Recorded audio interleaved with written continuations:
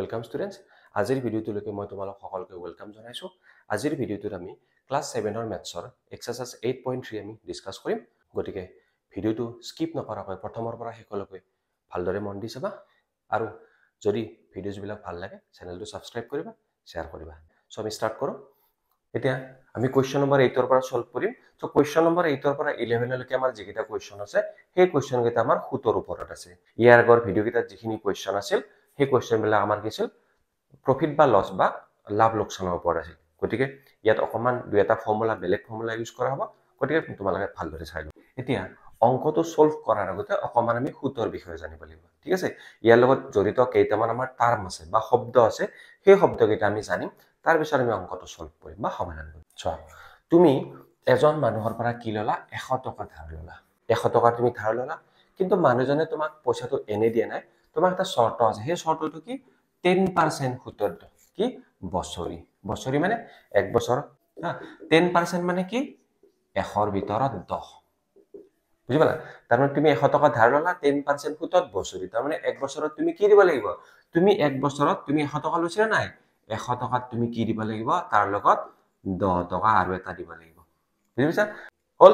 তে তুমি যে 100 টকা লৈছিলা নাই? সেই 100 টকাটো কোৱা হ'ব মূলধন।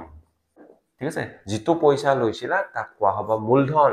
যিটো এক্সট্ৰাকে দিলা সেইটো কোৱা হ'ব সুদ।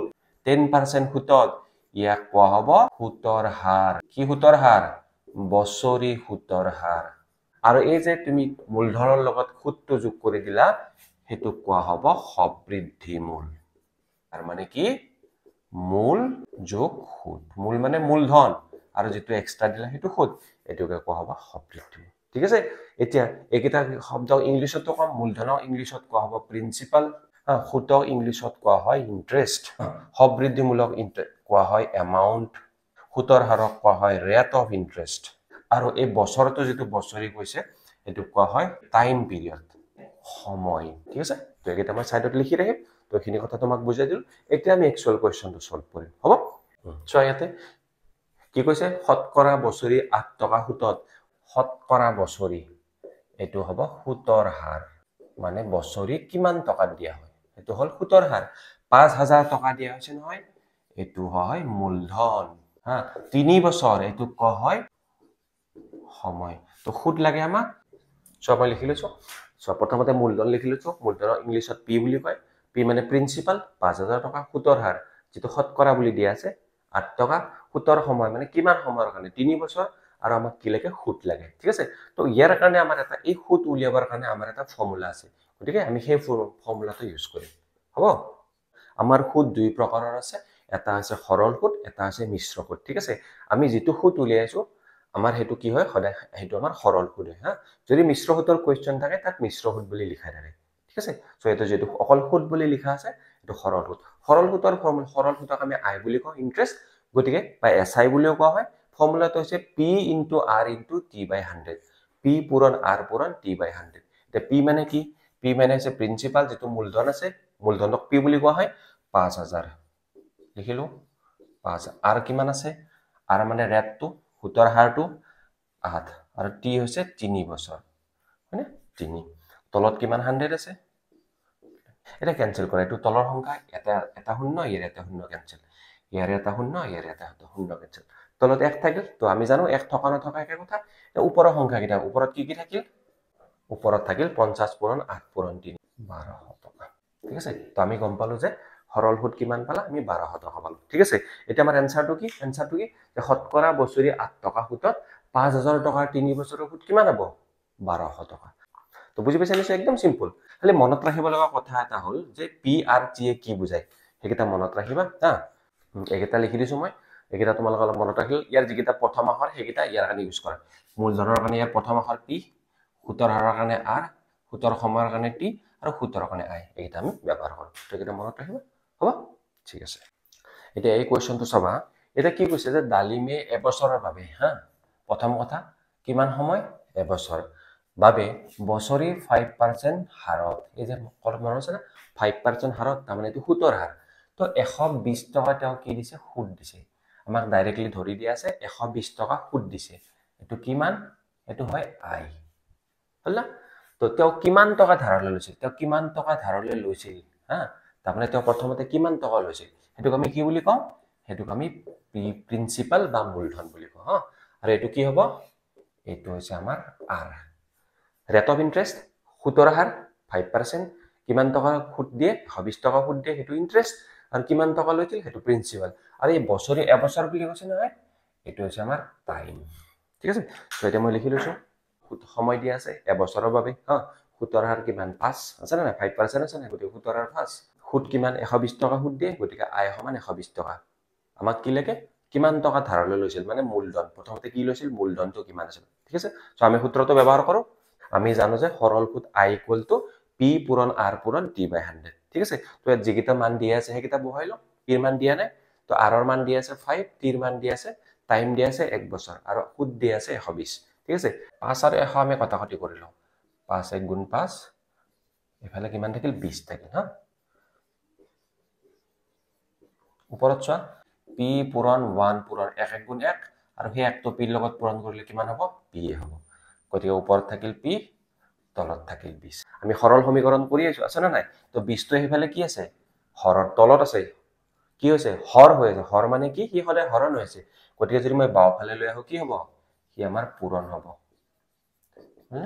তো পূৰণ কৰি দিয়া কিমান হ'ব যেতিয়া শূন্য থাকে আমি শূন্য বিলাক পূৰণ নকৰো ইয়াত 12 আছে 12 দুগুণ কিমান 24 শূন্য কেইটা আছে দুটা আছে দুটা বহাই দিয়া তো আমি কি পালো 2400 = p এতিয়া আমি আমাক p লাগে হয় না নহয় গতিকে আমি দুটাই খালিফাল কৰি দিও তো p = 2400 টকা p মানে কি আছিল p মানে আছিল মূলধন গতিকে আমি মূলধন কিমান পালো 2400 টকা মূলধন কোনটো হয় যিটো টকা ধাৰলৈ লোৱা হয় বা যিটো টকা ধাৰলৈ দিয়া হয় হেতুকে মূলধন কয় হয় না নাই ইয়াত চোৱা কিমান টকা ধাৰলৈ লৈছিল গতিকে ধাৰলৈ লোৱা টকাটো মূলধন অৰ্থাৎ তেওঁ 2400 টকা 2400 টকা ধাৰলৈ লৈছিল সো এটো আমাৰ আনসাৰ গতিকে ভালদৰে প্ৰেক্টিছ কৰিবা এক্সামত তোমালোকে গুটেখিনি অংক কৰিব পাৰিবা আৰু চেনেলটো সাবস্ক্ৰাইব কৰিবলৈ নাপাহৰিবা তেতিয়াহে মই এনেকুৱা ধৰণৰ ভিডিও আৰু তোমালোকৰ কাৰণে লৈ আহিব পাৰিম ঠিক আছে সবাইতে কোৱেশ্চন নম্বৰ 10 টো মই লিখি লৈছো একেলগে 1,25,000 টকাৰ 10% সুতৰ হাৰত 1 বছৰ 6 মাহৰ সুদ উলিওৱা ঠিক আছে এটা ধন দিয়া আছে এটো আমাৰ মূলধন হ'ব p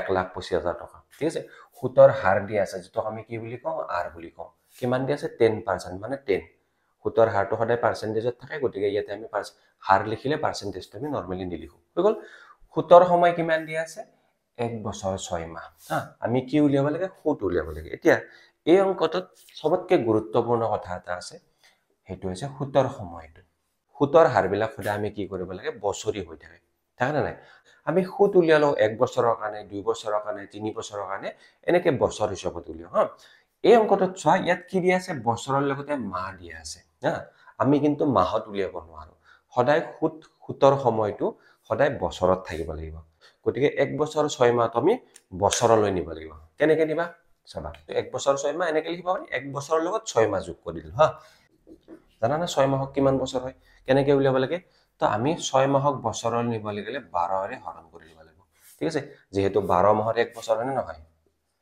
আমি জানো 12 মাহত কিমান 1 বছৰ গৰি 1 মাহত কিমান হ'ব 12 ভাগৰ 1 বছৰ 6 মাহত কিমান হ'ব 12 ভাগৰ 6 বছৰ তো এটো ঐকিক নিয়মৰে কৰিলে আমি দেখা পাও যে 12 মাহত 1 বছৰ 1 মাহত 12 ভাগৰ 1 বছৰ 6 মাহত 12 ভাগৰ 6 বছৰ মোটৰ ওপৰত কথাটো এনেকুৱা যদি মাহক বছৰলৈ নিব লাগে কিহেৰে হৰণ কৰিব লাগে 12 ৰে সবাৰে মনত ৰাখিবা এতিয়া এটা কাটি দিব পাৰা 6 গুণ 6 6 দুগুণ 12 বছৰ দুটা বাহিৰত লিখা লিখিলো এটো ভগ্নাংকৰ নিয়মতে এটো যোগ কৰা এফালে 2 থাকিল 2 1 গুণ 2 যোগ 1 আমি কিমান পালো বুজি পালা কি তো এখিনি মই বহুত দীঘল কৰি লিখিছো তোমালোকে যেতিয়া বুজি পাবা এই লাইনটো লিখিব না লাগে যিমান তোমালোকে শৰ্ট পাৰা হিমান শৰ্টত লিখিবা তাৰ পিছত আমাক লাগে এতিয়া আমাক খুট লাগে কিছুমান কোৱেশ্চনত মই কি কৈছো এই ইংলিশ যেটা লেটাৰ আছে এটা ব্ৰেকেটত ৰাখিছো কিছুমানত কমা দিছো যিকিনো কৰিব পাৰা কমা দি ৰাখিলেও হ'ব বা ব্ৰেকেট দিলেও হ'ব এতিয়া মই এফালে লিখিম আমি জানো যে খুট আই বুলি কওঁ p পূৰণ r পূৰণ t/100 এটো খুট বুলি নিলিখি সৰল খুট লিখিব পাৰি একে কথা এতিয়া চোৱা p ৰ মান কিমান আছে 1,25,000 r ৰ মান কিমান আছে r ৰ মান আছে আমাৰ 10 t কিমান আছে t আছে আমাৰ এটো আছে না এটো 2/3 তলত 100 আছে হ'ব তো ইয়াৰে এটা শূন্য ইয়াৰ লগত কেঞ্চেল কৰা, ইয়াৰে এটা শূন্য ইয়াৰ লগত কেঞ্চেল কৰা। তো তলত 1 আছে, 1 থকা নথকা একে কথা।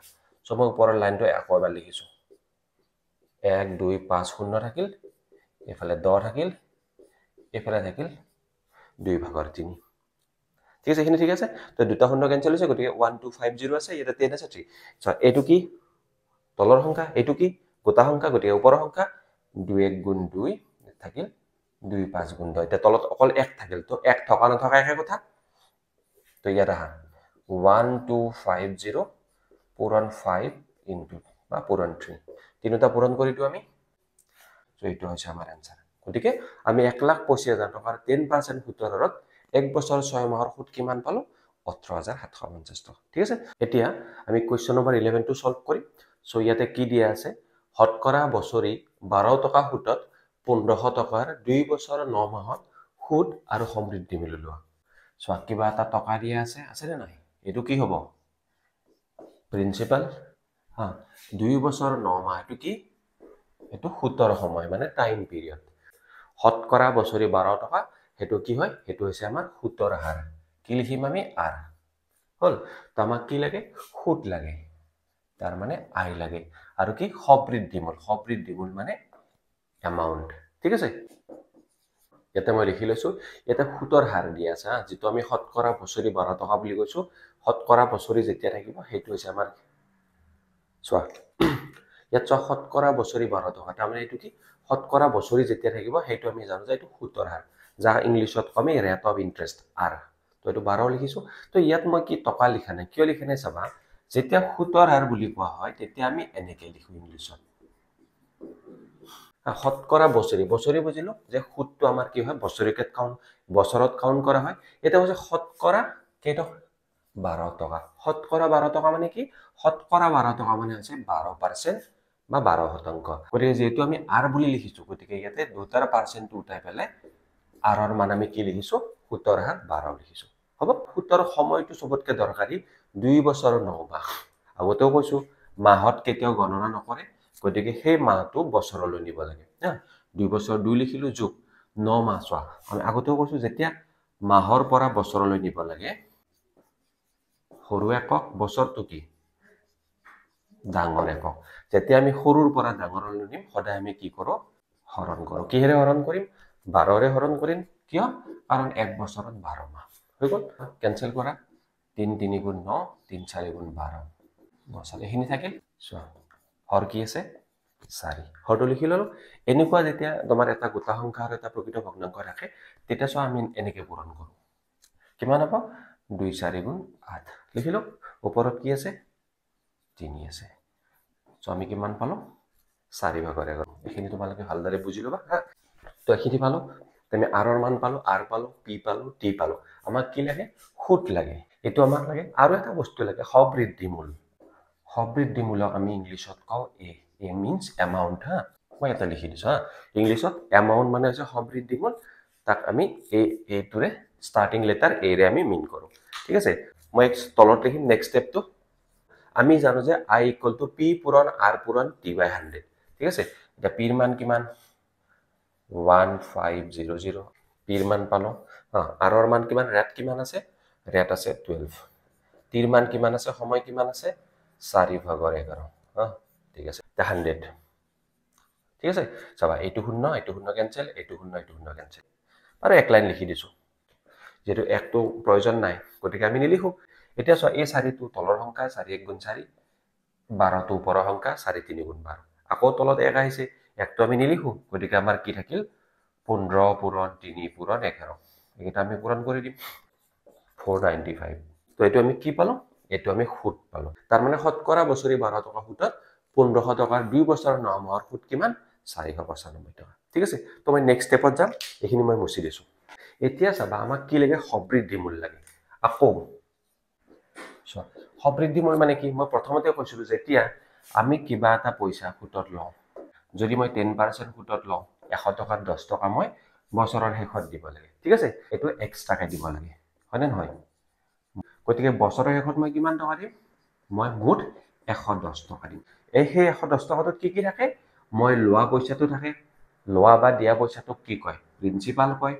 আৰু যিটো মই এক্সট্ৰাকৈ দিম সেইটোও থাকে, সেইটোক কয় সুদ কয়।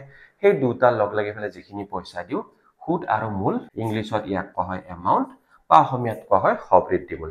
ঠিক আছে, পি মানে প্ৰিন্সিপাল, মূলধন। মূলধন কিমান টকা লৈছিলা? 1500 টকা। আই মানে কি সুদ, কিমান টকা এক্সট্ৰা দিবা? 495। দুটা যোগ কৰি দিয়া 1995 টকা। বুজি পালা নে এতিয়া? তো দুটা আমি এনসাৰ পালো হা। এটা পালো সুদ পালো 495 টকা আৰু সমৃদ্ধি মূল পালো আমি 1995 টকা। হৈছে সমৃদ্ধি মূল মানে অসমীয়াত কোৱা মূলধন যোগ সুদ বা ইংলিছত ক'লে A = P + I। মনত ৰাখিলে নিশ্চয় তোমালোকে গোটেইকেইটা অংক ভালদৰে বুজি পাইছা। মই আশা কৰোঁ তোমালোকে ভালদৰে প্ৰেক্টিছ কৰিবা আৰু ভাল মাৰ্কছ স্ক'ৰ কৰিবা। ঠিক আছে, লগতে চেনেলটো ছাবস্ক্ৰাইব কৰিবা, চিনাকি বন্ধু বান্ধৱীৰ লগত শ্বেয়াৰ কৰিবা। ঠিক আছে, থেংক ইউ।